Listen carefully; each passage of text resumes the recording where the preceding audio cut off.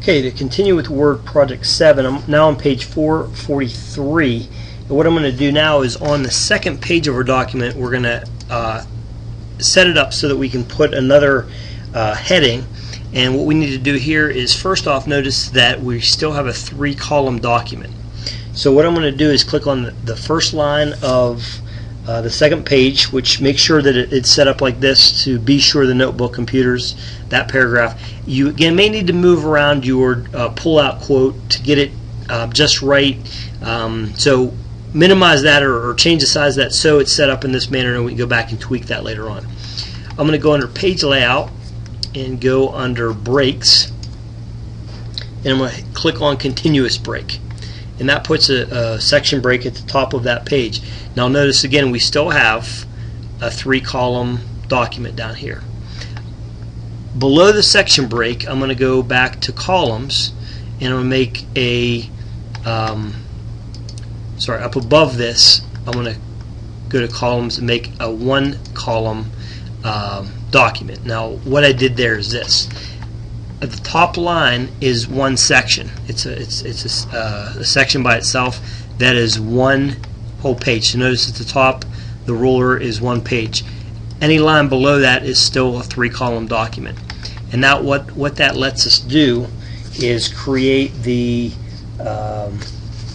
title that's going to be on page 446. Now to get to that, we first need to set up some tab stops as we did earlier. So I'm clicked on the top line.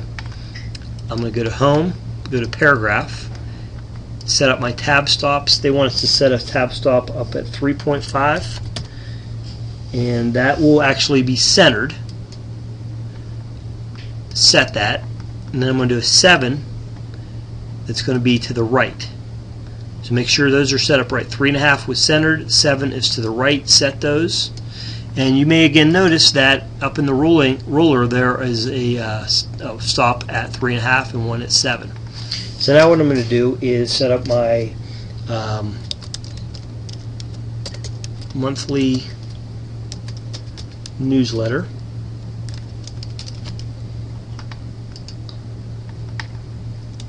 Tab over, hit Savvy Shopper.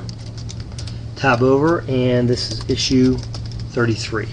Now they tell us to make the Savvy Shopper, make that I believe 14 to make it a little bit bigger than the others.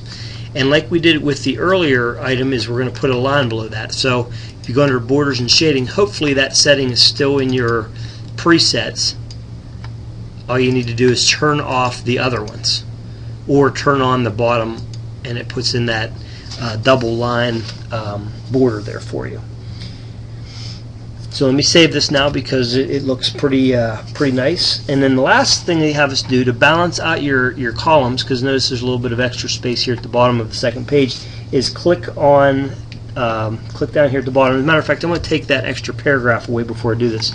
Go to Page Layout and go to Columns. Go to Breaks and do a Continuous, and that should spread it out well for you. Now again, I may need to come in here and move this out a little bit and get it to a place that makes the document look right. So you may need to work on that a little bit later on, especially after we do the last step, which will be to put in a special graphic.